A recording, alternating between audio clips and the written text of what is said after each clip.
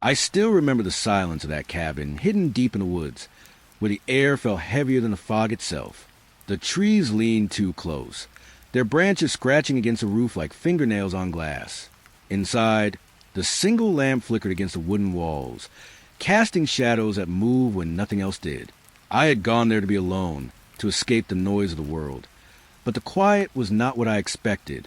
It wasn't peace. It was something else, something watching. Even in the dead of night, when the fire turned to ash, I could hear the faint hum of something breathing through the walls, patient and endless. My hand hovered over the latch on the door more times than I can admit, but I never opened it. Not until the night I saw the light shift outside my window. Not until I realized I was not the only one staying there. That's when I saw it. The forest thinned at the edge of a forgotten trail. Winter had left the air crisp, dry, and heavy with the smell of pine needles. I found the cabin tucked among gnarled trees, its paint faded, shingles curling like old skin. The caretaker was there when I arrived. He lingered just long enough to hand me the key, eyes darting past me toward the woods. His words were clipped, hurried, leaving more unsaid than said. Then he was gone. Inside, the air was warmer than outside, unnaturally so. The walls creaked as if settling or as if listening. A faint odor of damp wood, and something older lingered. The fireplace was cold, yet I could feel its presence. Shadows clung to corners. One by the hearth seemed taller than it should have been, stretching just beyond my reach. I tried to brush it off, thinking it was light or fatigue or my imagination, but every time I turned it lingered. I unpacked slowly, aware of the quiet that pressed in. The floorboards groaned underfoot, low and hollow. Outside, the wind rustled through the bare branches, scratching at the windows. Inside, the air pulsed, heavier with each breath. Night fell without warning. The trees outside became blackened shapes. The cabin's walls whispered then, a soft moan like voices muttering from behind the wood. I pressed my hands to the wall. It was warm, alive. I moved to the fireplace, drawn by the shadow. It flickered, stretched, almost reaching for me. The hearth felt too close, the glow of the moon through the windows too dim. I realized I was not alone in the cabin. The wind outside rose suddenly, rattling the panes. Yet inside, the warmth remained, pressing against me like an invisible weight. I heard a soft exhale, almost human, just behind the corner where the shadow waited. I froze. Every instinct told me to leave. Yet something anchored me. The cabin was waiting. I explored, careful, tracing the edges of each wall with trembling fingers. The floors groaned underfoot, and I imagined them whispering warnings I could not understand. A closet door shifted slightly. A chair scraped the floor by itself. The shadow stayed near the hearth, patient, watching. I tried to sleep, but the air seemed to thicken with the dark. Breath came in shallow gusts, echoing too loudly. Outside, the forest was silent, as if holding its own breath. Inside, the cabin breathed with me. Hours passed, or minutes. Time was slippery, hard to measure. The shadow leaned closer to firelight. I blinked. It was gone, and yet I could feel it, waiting in the corner, waiting beyond the walls. Dawn broke quietly. The forest softened in pale light. I stood in the cabin doorway, looking out. Everything seemed ordinary, yet I knew the difference. The cabin had not been abandoned. It had been waiting. For me. I turned back inside. The shadow returned taller, patient, as if nothing had moved at all. I did not speak. I did not move. The floorboard sighed beneath unseen weight. The walls shivered. The air pulsed warmer still. And I realized the cabin had been ready for a long time, and I had finally arrived. The forest thickened as evening fell. Mist rolled through the trees, curling around trunks and roots like slow smoke. The trail was barely visible beneath wet leaves, soft underfoot, muffling my steps. A lantern appeared. Far ahead, a glow swayed in the fog, soft and golden, almost welcoming. No figure carried it. It moved as if floating, drifting between the trees, always just out of reach. I walked toward it. The mist clung to my jacket, cold and damp. Branches brushed my face. The air smelled of wet earth and decaying leaves. The lantern swayed. Each step I took, it drifted farther, teasing silent. I stopped. The light paused too, hovering as though waiting for me to continue. Then I heard it, footsteps. Not my own. Slow, careful, deliberate. They echoed around me, soft and uneven, through the fog. I turned. Nothing. The trees were empty, black shapes against the gray haze. The lantern bobbed again, closer now, just a hint, then drifting away. I followed, careful not to rush. The forest seemed alive, breathing with me, folding in, pressing close. The fog smelled sweeter here, like wet moss and something faintly metallic. A rustling behind a tree made me stop, heart tightening. The lantern lingered at the edge of a small clearing, its glow reflected off the mist, pale and liquid. I stepped closer. It moved back. I stepped again. It stayed just out of reach, patient, silent. I thought of turning back. But something warm, quiet, pulled me onward. A humming rose, faint, too steady to be wind or stream. It pressed against my ears, filling the space between my thoughts. The steps came again, closer this time. I spun, flashlight trembling in my hand. Nothing but fog. The lantern floated. Its glow was steady, inviting, a soft promise I could not name. I reached the clearing's edge. The light hovered at the center, alone. I could see shapes in the fog, twisted roots, gnarled branches, but nothing human. Yet I felt eyes, patient and unseen, watching. The hum grew louder, more insistent.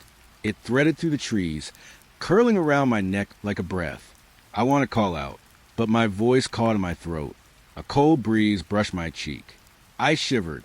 The lantern tilted, almost like it nodded, and then the footsteps stopped. Silence fell, heavier than the fog itself. I waited. The light swayed gently.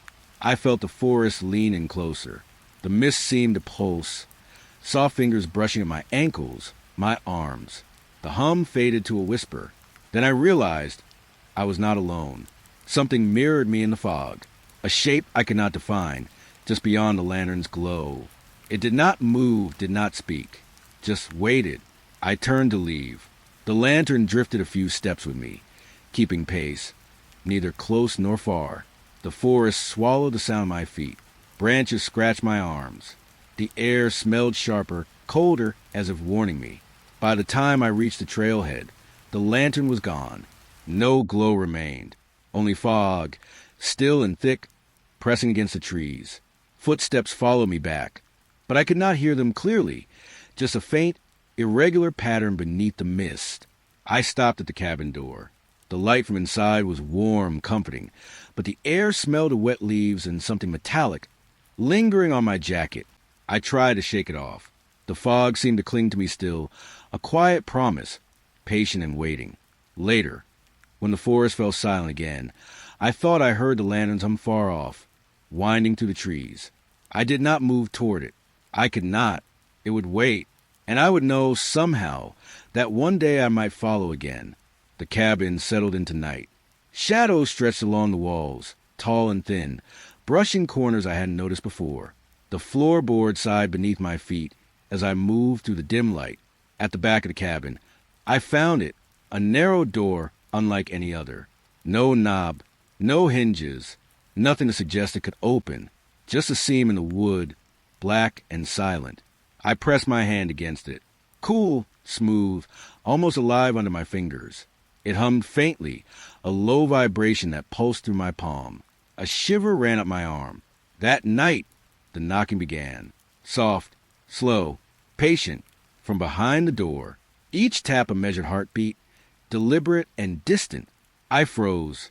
The cabin was silent otherwise. Even the wind outside held its breath.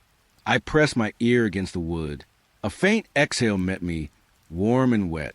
It whispered my name, not in words exactly, but in sound that curved around the edges of my mind. I pulled back, heart hammering. The knocking stopped. Sleep was impossible. Every creak of the floor, every groan of the walls, sounded like footsteps approaching. I imagined the door moving, imagined it opening just wide enough to let something out, or in. I tried to focus on the fireplace. The shadow I had noticed before was gone, but the warmth remained. almost welcoming. I could feel it, patient, waiting beyond the door. The next night, the knocking returned. Softer this time. Closer. I pressed my ear again. A faint breath brushed my skin. It was too close to ignore. I tried speaking. My voice barely rose above a whisper. Who's there? Nothing answered, except the silence that followed. The air seemed to thicken, pressing against my chest. Curiosity pulled me closer. I ran my fingers along the seam. The wood was smooth, almost fluid, like it had grown in place. The knocking came again, slower, heavier this time, almost as if it were testing me. I imagined what could be inside. A figure, crouched, eyes glowing faintly in the dark. Waiting for the moment I dared to open the door. I could feel it moving, shifting just behind the wood. The cabin seemed to pulse with it. Walls breathing, floorboards sighing, shadows twisting. Every instinct screamed to run, to leave, but the door drew me in. One night, the whisper returned, clearer this time. My name, stretched long, almost soft, almost kind. I pressed my ear again, a breath against my cheek. Fingers brushing the other side of the wood, careful, patient. I stepped back, shaking. The room was silent again. The walls seemed to lean in, holding their breath. The shadow from the fireplace flickered, almost touching the door. Days passed. The knocking continued nightly, persistent, unhurried. I avoided the door, yet I could not stop noticing it. Every glance toward the back of the cabin made my skin prickle. I realized then the door was not locked. It did not need a handle. It had been waiting, patient, silent, for me to reach the edge of curiosity, to press my hand against it, to listen. And I did. Each night I returned. The knocking slowed, almost tender now. The whisper drew closer. The cabin breathed with me, listened with me. The walls pulsed, the floorboard sighed, and the door waited. I could almost hear it smile. Almost. Winter had thinned the forest to bare trunks. The wind rattled the branches, soft against the cabin walls. Inside, the fire had long since died, leaving the room dim, gray, and cold. I moved toward the main window, drawn by the dark beyond. The glass was cold against my palm. Outside, the forest stretched endlessly, black shapes in fading light. I expected nothing, and then I saw it, a pale face, pressing against the glass.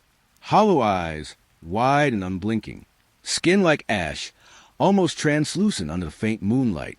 I froze. The air thickened. The forest seemed to pause. Not a rustle, not a whisper, just a face. Patient, waiting. I opened the door. Cold air brushed my face. Sharp and clean. The clearing was empty. Nothing moved. No footprints in the frost. I stepped closer to the window. The face was gone. Only the faint trace of warmth where it had pressed. The frost around the glass held tiny prints. Too small, too bare for a human. I stepped back, heart hammering. The cabin's walls groaned softly. The shadow by the fireplace stirred, stretching toward the ceiling, watching. I thought I could hear a breath, low and deliberate, drifting from the trees outside. I tried to tell myself it was a trick of the light, a reflection from the fireplace. But I knew better. The prints in the dirt outside were real. Bare feet had touched the frozen ground. Someone or something had been there. The next night, I barely slept. Every sound was sharper. The creak of the floorboards, the groan of the walls, the distant whisper of wind through the forest. And I kept returning to the window, waiting. Another night, the face returned. Same hollow eyes, same silence. It did not blink, it did not move. Just watched. I could feel its patience pressing against the glass. I wanted to retreat, to hide, to escape. But curiosity held me rooted. A soft shiver traveled down my spine as I pressed my hand against the cold glass. No warmth this time, only the faint impression of where it had been. I tried leaving the cabin. The forest outside was dark, tangled, uninviting. Every step I took toward the trees felt like wading through water. The face waited at the window, though I couldn't see it clearly, only in glimpses through the fog glass. Eyes like hollow moons, patient, silent. I realized then, I had not noticed before, The wind carried a faint smell of damp earth and something sharper, metallic. It lingered, curling around the edges of my breath, crawling along my skin. The frost underfoot crunched softly, and the prints, they were always there, leading back to the cabin, bare and small. I turned back inside. The shadow by the fireplace was taller now, stretching toward the ceiling, almost pressing against the window frame. I felt it in the air, something waiting for me to understand. I could not sleep again. The cabin hummed quietly, holding the dark in place. Every night, the face returned. Each time, closer to glass. Each time, the frost held new prints, barefoot, silent. I knew it did not move the way humans do. It existed outside the rules I knew. I thought of leaving once more. The door seemed farther away than before. The air thickened, heavy with anticipation. The shadows stirred, brushing the walls, brushing me. The forest outside seemed to lean in, listening. And then I understood. The face waited. Not for me to see it. Not for me to flee. It waited for acknowledgement. For me to recognize the quiet patience of the forest, the cabin, the frost. I did not move. I did not speak. I only watched the pale face, press against the glass, hollow and patient, until the night stretched thin. Morning came, pale and quiet. The frost held no new prints. The forest exhaled softly. Inside, the shadow remained by the hearth, still and patient. But I knew I had been seen, and in that seeing, the forest and the cabin whispered one truth. It had been waiting. Always. The attic smelled of dust and aged wood. I climbed the narrow stairs, each step groaning beneath my weight. The air was thicker here, warmer, with a faint metallic tang. In the far corner, I found it, an old radio, square and wooden, coated in dust like it had slept for decades. I reached out, brushing the powder away. The air shifted, almost like a breath exhaled from inside the walls. I turned the dial. Nothing. No music, no static-filled stations. Only a soft hum, low and steady, vibrating to the floorboards. I leaned closer. The hum pulsed in time with my heartbeat. It grew warmer, almost inviting. And then a voice. It spoke my name, slowly, carefully, drawn out, curling around the room like a lullaby I couldn't resist. I swallowed hard, the sound scratching at my chest, tugging at my bones. The lights flickered. Shadows danced across the beams. I realized the voice wasn't just coming from the radio. It lingered in the corners, brushing the walls, curling around me. I backed away, hand pressed to the cold wood of the attic railing. The hum continued, steady and patient. The voice repeated my name. Soft, insistent, almost comforting. The attic seemed smaller now, the air pressing around me, thick with dust and static. I could hear my own shallow breathing, but beneath it, something else, something moving just beyond the light's reach. I touched the radio again. The wood was warm, vibrating with the hum. The voice drew nearer, not through the speakers, but through the air itself. It whispered my name again, curling along the beams, around the rafters, reaching toward my ears. I tried turning away, stepping down the ladder. The floorboards groaned under unseen weight. Dust fell from the beams as though shaken by invisible fingers. The hum intensified, resonating in my chest, my skull, everywhere at once. I could almost see shapes in the flickering light. Tall, thin shadows stretching across the angled walls. One leaned close, just beyond the radio, breath warm against my cheek. I flinched. The air smelled of rust and with smoke, curling into my nostrils, sticky and thick. The voice whispered again. My name, long, drawn out, like it had been waiting decades to say it. I pressed my hands over my ears, but the sound lingered.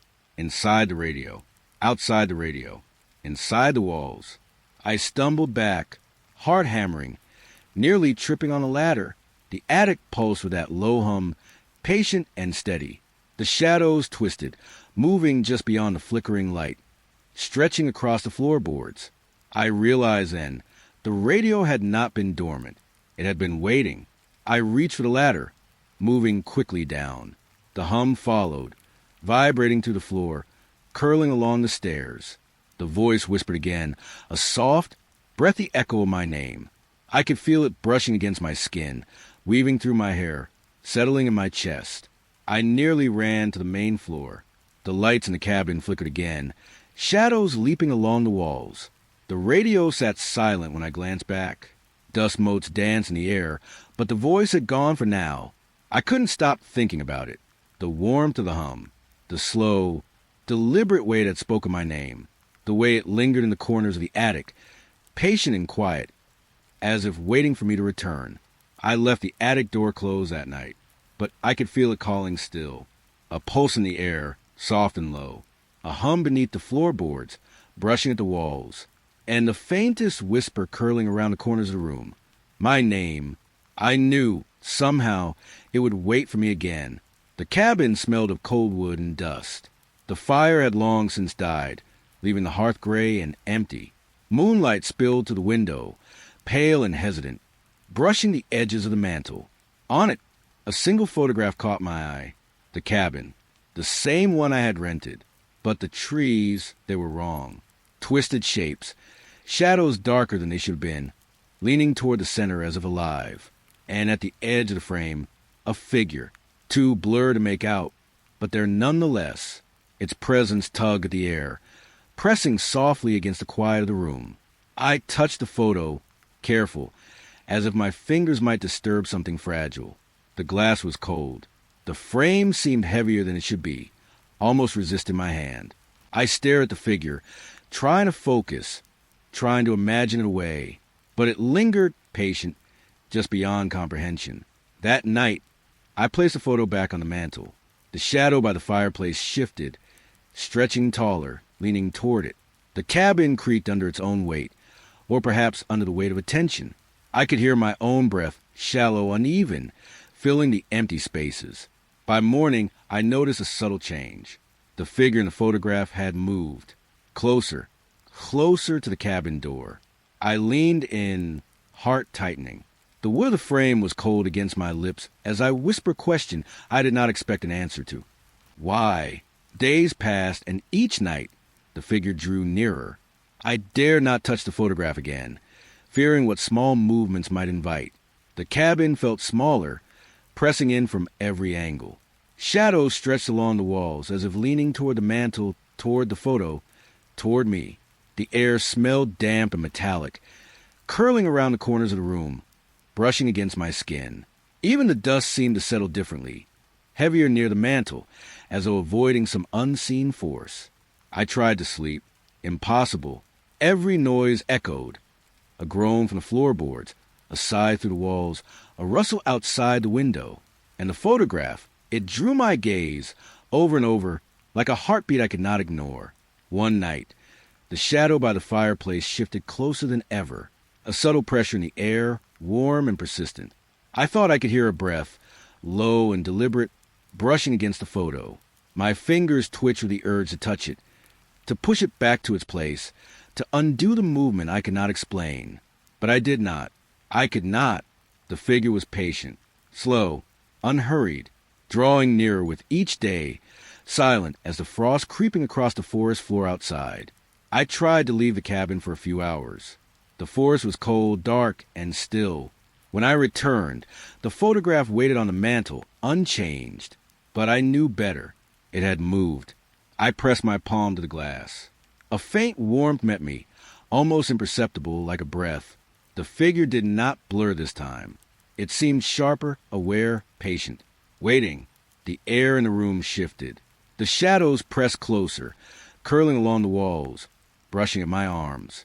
The cold wood of the mantel beneath my hands seemed alive, pulsing softly. The cabin hummed quietly around me, patient, attentive. I could not stop looking at the photograph. I could not stop noticing the subtle changes. The way the trees leaned, the slight curve of the figure's form, the way it edged closer to the door with every night that passed. I realized in the truth, unspoken but clear, the figure had always been moving, waiting, not for me to leave, not for me to act, but for me to notice. I stepped back from the mantel, heart hammering. The shadow receded slightly, satisfied. The air smelled faintly of earth and frost, curling around the room, brushing my hair. I could feel the figure's gaze in the photograph, patient and silent. I understood then the quiet inevitability of it. The photograph did not just capture a moment. It tracked one, and I was the moment it had been waiting for. I could do nothing but watch. And wait. The night was quiet, almost too quiet. The forest beyond the cabin pressed in, still and dark, holding its breath. Inside, the fire had died hours ago, leaving only a faint glow from the moon through the windows. I lay in bed, listening. The walls groaned softly. A branch scraped against the roof outside. But beneath that, I heard something else. Footsteps. Heavy, slow, deliberate, across the roof. Not a branch, not the wind. Something large, moving with intention. I held my breath. The steps paused above me. I could hear the boards creak, as if under great weight. Dust fell from the ceiling beams, sprinkling softly across the floor. I wanted to move, to peek through the window, but I couldn't. My body refused. The steps resumed, measured, careful, stopping again, closer this time, directly above my room. The cabin shivered softly, a vibration I could feel in my chest. I imagined a face looking down at me from above, silent, watching. I waited. Minutes stretched into hours. The moonlight shifted across the floorboards. The air smelled faintly of wet wood and cold frost, creeping under the eaves. The footsteps moved again, slow and deliberate, crossing the roof, then fading into silence. I waited longer. No sound, no creak, just the quiet thrum of the cabin settling. And then a single muddy footprint on the porch, dark against the frost. No figure in sight. I stepped closer. The print was heavy, wide, uneven. It led to the edge of the porch, then stopped. The frost around it was undisturbed, untouched, as if nothing had walked there at all. I felt the air press closer, colder, sharper. I went to window.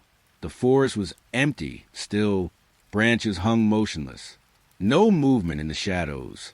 And yet I knew it had been there, above me, watching, waiting. Sleep did not come that night. Every creak of the cabin, every groan of the floor made me flinch. I imagined the steps returning, slow and deliberate, pressing along the roof again. I imagined dust falling from the ceiling, soft as snow, settling on my shoulders. Morning came pale and thin.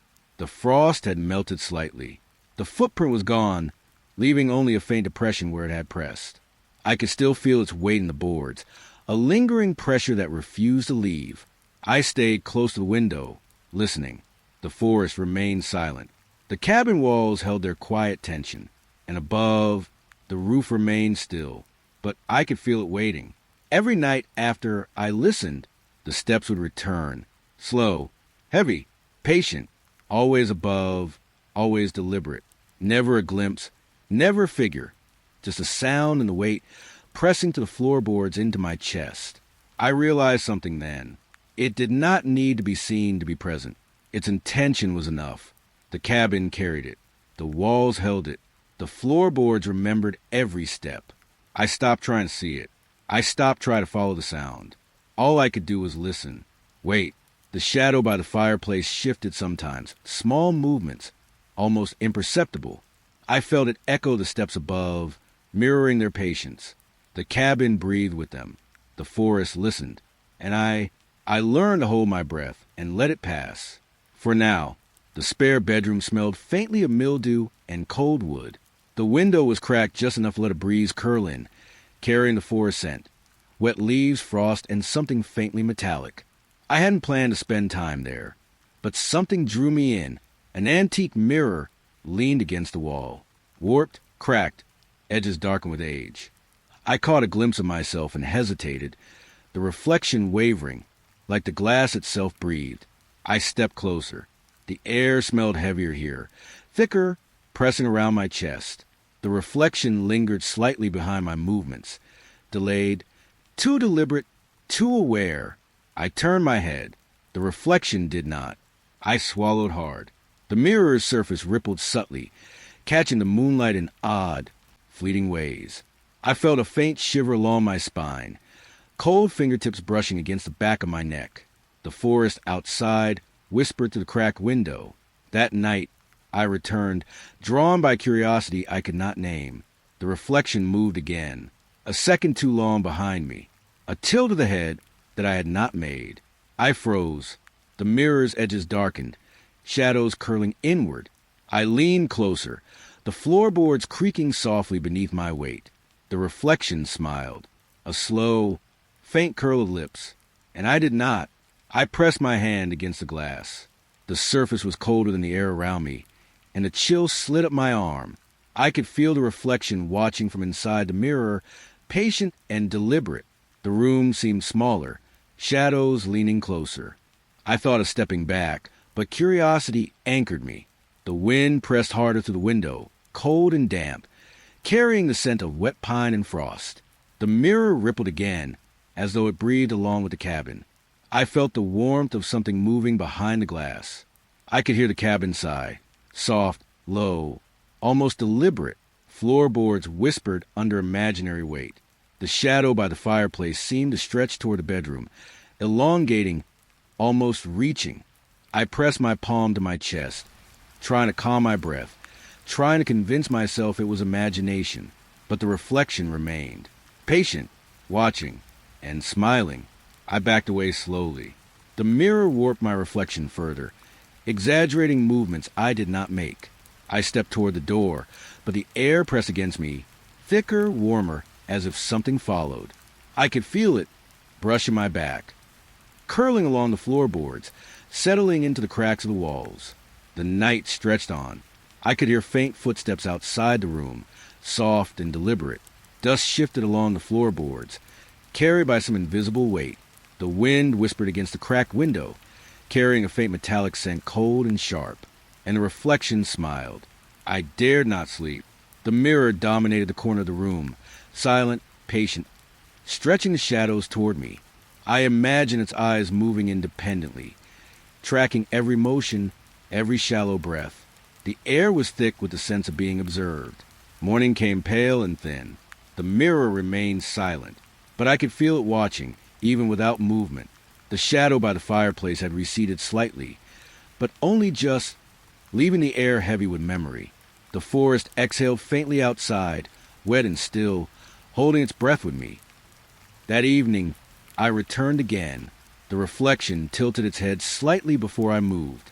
I realized then it was not following me. It was waiting for me. The wind pushed cold to the window, carrying frost and pine and that faint metallic tang. The mirror rippled subtly, catching the moonlight in fleeting glimmers, like it pulsed with patience. I pressed my hand to the glass again, cold, unyielding, alive, and the smile lingered, faint, deliberate, patient. I could feel it in the corners of the room, in the floorboards, in the air I breathed. The mirror did not just reflect. It observed. It waited. I left the room slowly, heart hammering. Every step creaked softly, the cabin settling around me.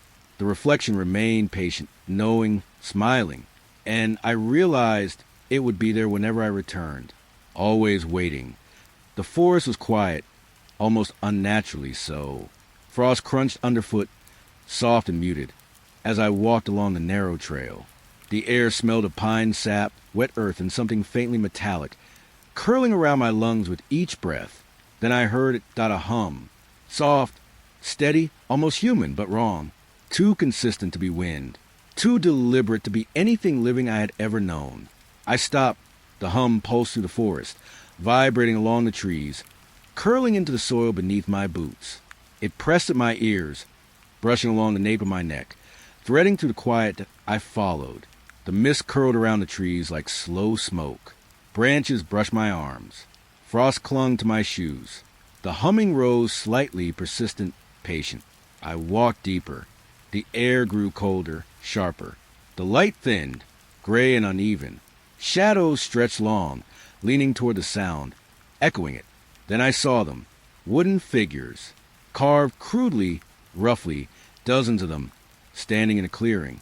Each faced the cabin, each unmoving, each humming without mouths, their small bodies vibrating softly in time with the sound.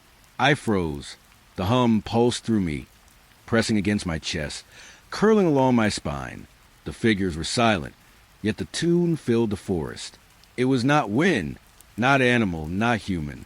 It belonged to the forest and to something else. I stepped closer. Frost crunched underfoot, thin and sharp. The carvings were worn, splintered in places, smelling faintly of resin and damp wood. The hum continued, steady, patient, threading through the trees. I realized then they were waiting. The figures, the forest, the mist, the hum itself. All of it was waiting for something or someone, and the sound was not meant to warn. It was meant to draw. I followed the clearing's edge, careful not to startle them. The hum grew louder, more insistent. It pressed against my temples, vibrating through my skull. I imagined lips forming the sound, mouth silent, body still. The forest seemed to lean in, holding its breath with me. I looked down. Small impressions in the frost. Barefoot prints, too small for me, leading toward the cabin. They ended at the clearing. The wooden figures did not move, but I could feel them watching. Patient, silent, persistent. I stepped back. The hum tapered slightly, but it remained, curling around the pines, threading through the branches. I tried to shake it from my mind, but it lingered in my ears, brushing my thoughts, pressing along the edges of my consciousness. I glanced at the cabin through the thinning trees. The windows were pale, reflecting moonlight faintly. A shadow shifted inside, stretching long along the walls. I could feel it, patient, aware. I turned again to the figures. They did not move, did not breathe, yet the hum vibrated from them, through them, around me. I imagined them shifting slightly when I blinked, leaning closer, waiting. And I understood. The cabin, the forest, the carved figures, the humming. It had all been arranged. Waiting. For me to notice. For me to follow. For me to understand the quiet patience in the air. I stepped back slowly, careful not to disturb them. The frost crunched softly. The hum continued, insistent, curling around my ears, pressing against my chest. I felt it threading along the branches, along the roots, down into the soil. I looked at the figures once more, all facing the cabin, humming without mouths, silent, patient, unblinking. And then I turned, walking back toward the trail, toward the cabin, carrying the echo of the sound in my chest. By the time I reached the door, the forest was silent again. The hum lingered faintly, like a shadow pressed against the air. I stepped inside. The cabin walls seemed to breathe, carrying the memory of the pines, the carved watchers, the persistent tune. And I knew it would be waiting for me again, always waiting. The floorboards creaked beneath me. I had noticed a slight depression near the far corner of the main room, almost hidden beneath the rug. Curiosity pressed me forward, slow, careful. I knelt, lifting the edge of the rug. Beneath, a seam in the floorboards revealed itself. A heavy trunk, rusted lock securing its secrets, lay in wait. The air smelled of old wood, dust, and something faintly sweet, almost rotting. I traced the edges with trembling fingers. The metal was cold. The locks resisted my touch. I pried one open, then another. The trunk gave a soft groan, reluctant, like it had been sleeping for years. I lifted the lid, expecting tools, books, old household items. Instead, children's shoes, small, worn, some scuffed at the toes, drawings crude and delicate, edges frayed, and a diary. I picked it up, leather, worn, pages yellowed.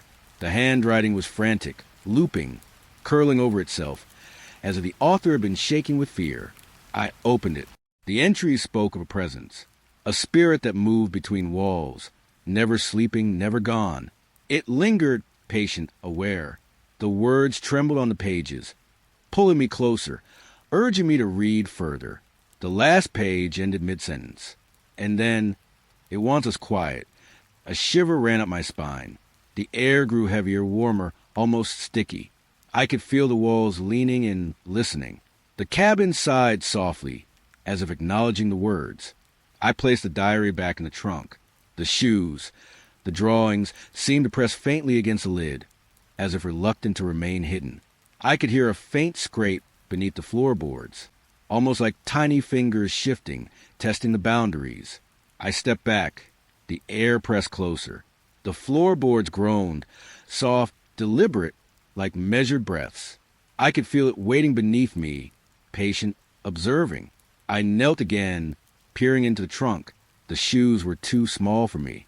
The drawings depicted the cabin, the forest, figures moving in ways that did not obey natural rules. Some pages held symbols I could not understand, curling, twisting, almost alive. The diary had not finished its warning. It had stopped too soon, as if whatever had written it had been interrupted. The words, "It wants us quiet," echoed faintly in my mind, curling around my thoughts. I closed the trunk slowly. The metal locks resisted, then gave way with a soft groan. The trunk pulsed faintly beneath my hands, warm, deliberate. I realized then the cabin had been waiting for this, for me to find it, for me to see the quiet patience it held. The floor beneath the trunk shifted slightly, a soft measured pulse like a heartbeat. I pressed my ear against the wood. A faint whisper, almost inaudible, brushed against my thoughts, as if something beneath the floorboards wanted to speak, wanted to be heard, but could not. I straightened. The air smelled of dust and wet earth, curling along my jacket and into my hair. The trunk seemed heavier now, full of presence, full of waiting, and I understood with a cold certainty. It would not remain hidden for long. It had been waiting for me to see it. I left the trunk closed, but I could feel it beneath the floor, patient, quiet, watching. The cabin exhaled softly around me, carrying the faint, lingering hum of something alive and deliberate. I could not move. I could not speak. I only stood, listening, feeling, waiting for what would come next. Late night pressed in around the cabin. The wind carried nothing but frost and faint pine. I sat by the window, trying to steady my breathing.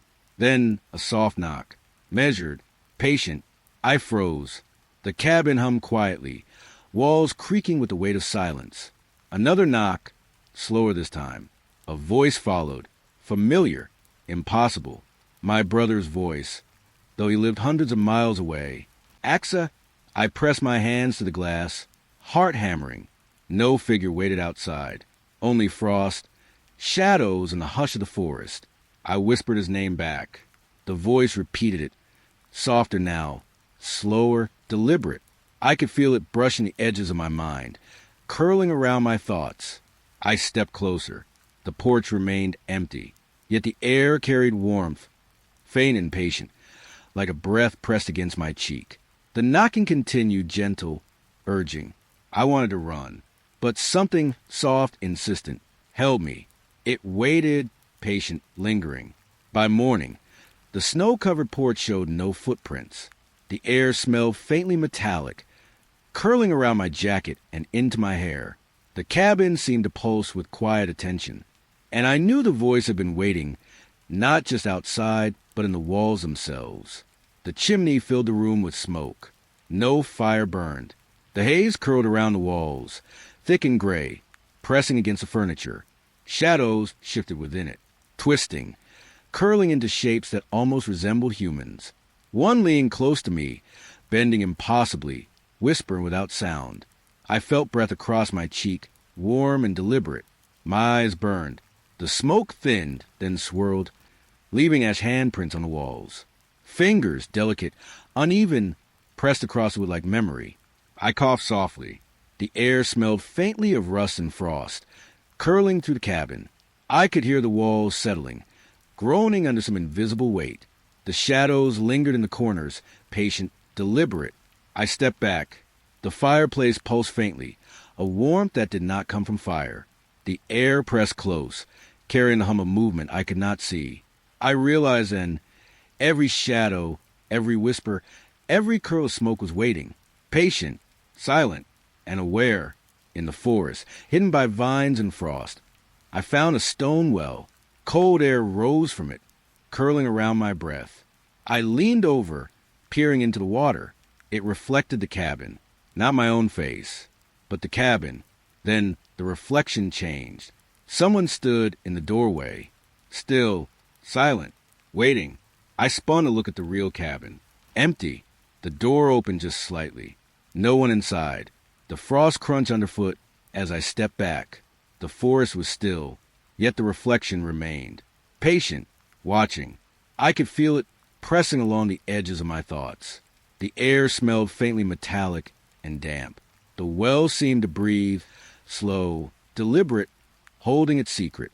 I stepped away, heart tight. The cabin waited. The well waited. And I knew one mirrored the other. Beneath the bed, a drawer I had not noticed before. Leather-bound, worn, hiding a journal. The handwriting was frantic, curled and shaking. It spoke of a spirit moving through walls, never sleeping, never gone. The final page warned, "Do not leave the cabin after dusk." That night, something tapped on the glass. Soft, insistent, urging me to open the door. The air smelled of wet earth and metal. The shadows pressed along the walls. I could feel it in the corners of the room, patient, deliberate. Curiosity pressed against fear, warm and cold at once. I did not move. I could not. The journal rested beneath the drawer. Its warning lingered in my chest, curling around every breath. And the tapping continued. Through the trees, a faint giggle. A child's laughter, soft, echoing against the fog. I stepped toward it. Branches brushed my arms. The frost crunched beneath my boots. The clearing ahead was empty, silent. Nothing moved. Then I realized the laughter came from behind me, back at the cabin door. Cold air pressed against my face, carrying the faint metallic scent of frost. The wind whispered through the trees. I stepped closer. The laughter lingered, soft, playful, patient. The forest held its breath. The cabin seemed to pulse with awareness. I could feel it waiting, patient, deliberate. And I knew, as I watched the doorway, that it had been waiting for me to notice. Every night, a light flickered upstairs. I never turned it on. The bulb glowed faintly, swinging slightly, as if touched by unseen hands. I climbed the stairs slowly. The floorboards creaked beneath me, echoing faintly into the stillness.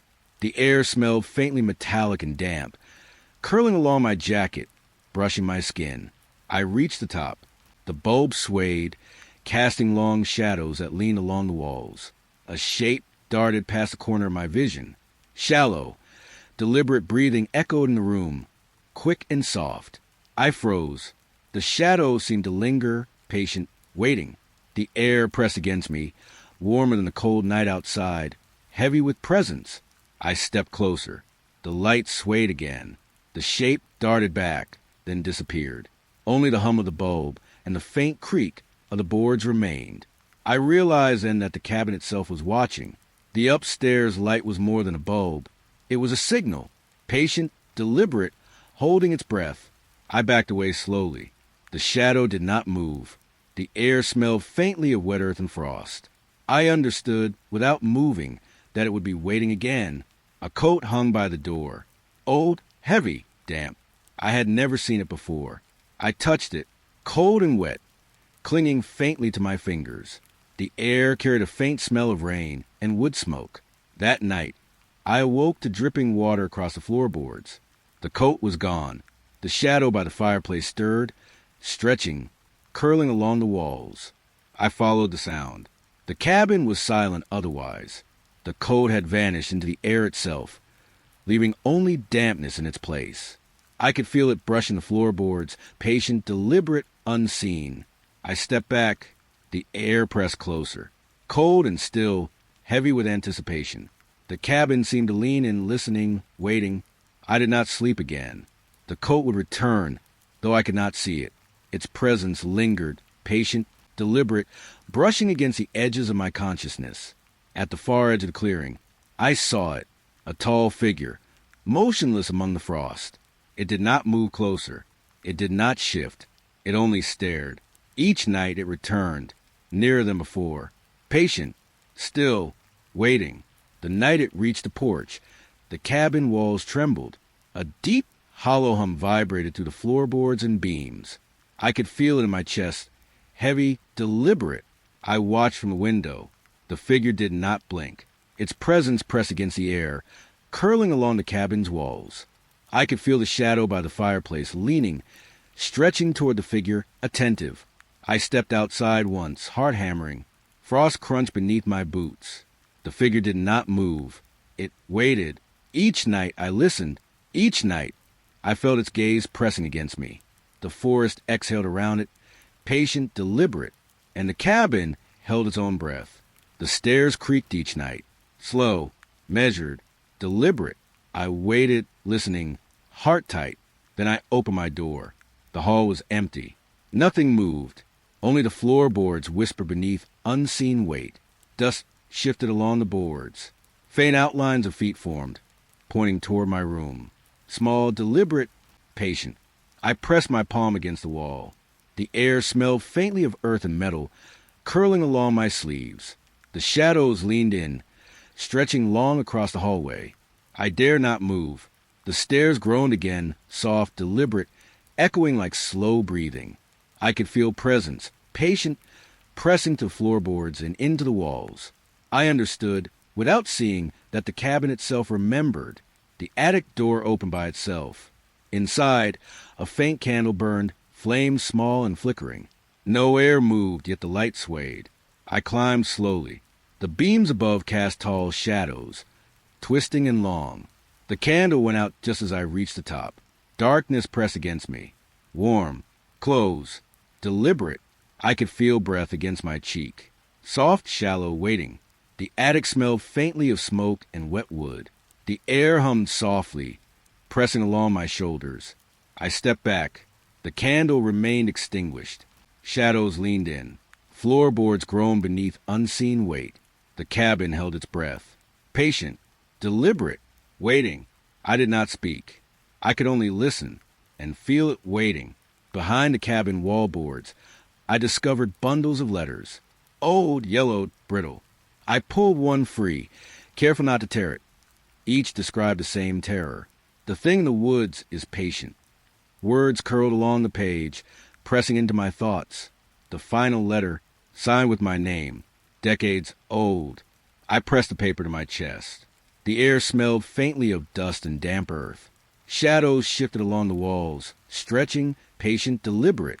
I could hear soft footsteps in the cabin, echoing from empty rooms. The letters trembled slightly in my hands. The words seemed alive, curling along my fingers, pulling me into memory I had never lived. I stepped back. The wallboards whispered as I replaced the bundle. The cabin held its breath. The forest exhaled softly, and I realized with a cold certainty that I had been waiting long before I arrived. One morning, I woke to find an extra bed in the room, sheets folded neatly, though I had never brought one in. Cold air pressed against my face as I stood, heart tight. That night, the bed became more unmade. Sheets rumpled, pillows pressed down, as if someone or something had slept in it while I dreamed. I pressed my hand to the mattress. Warmth lingered faintly, deliberate, patient. The air smelled faintly of frost and with smoke, curling along the walls. I could feel the presence of the room, patient, curling along my spine. The shadow by the fireplace stretched toward the bed, long, silent. I did not sleep again. The bed remained unmade, waiting, and I could feel it, watching, deliberate, patient. Late at night, knocks echoed from beneath the floorboards, measured, like a heartbeat. I pressed my ear against the wood. A faint voice whispered, asking to be let out. The boards pulsed beneath my hand, alive, warm, patient, deliberate. I stepped back. The air smelled faintly metallic, curling into my hair, brushing my skin. Shadows stretched along the walls, leaning toward the sound. I wanted to run, but curiosity held me. I could feel the presence beneath the floor, patient, pressing, alive. The knocking continued, heartbeat slow, deliberate, and I knew whatever was down there had been waiting for me to hear. The window in the main room was nailed shut, yet one night it swung open silently. Cold air drifted in, carrying the smell of damp soil and frost. Footprints appeared across the floor, leading straight to my chair. I pressed my hand to the glass. The frost lingered faintly, curling along the edges. The shadows in the cabin leaned in, patient, deliberate. I did not move. The footprints remained, pressing the frost, silent. The air hummed softly around me, curling along my chest, brushing my hair. I realized then the cabin was no longer just walls and wood. It waited, patient, for me to notice. At last, the cabin door, the one I had never dared open, began to rattle. The latch lifted on its own, slow, deliberate. I stood frozen. The air smelled faintly of frost and wet earth, curling around my sleeves. The cabin groaned softly, walls stretching, patient, aware. The door creaked wider. Beyond, only darkness. Thick, heavy, patient darkness. A voice whispered my name. Not angry, not urgent, but welcoming. I pressed my hand to the doorframe. Cold, deliberate. I could feel the cabin exhale around me. Shadows pressed against the walls. The floorboards hummed faintly beneath my feet. I stepped closer. The darkness did not shift. The voice spoke again, low, patient. It wrapped around my chest, brushed my hair, pressed into my mind. I realized an inevitable. The cabin had been waiting for me. All along. I opened the door. The darkness received me, patient, welcoming. The shadow by the fireplace stretched, reaching, then retreated. I stepped forward, and the cabin waited.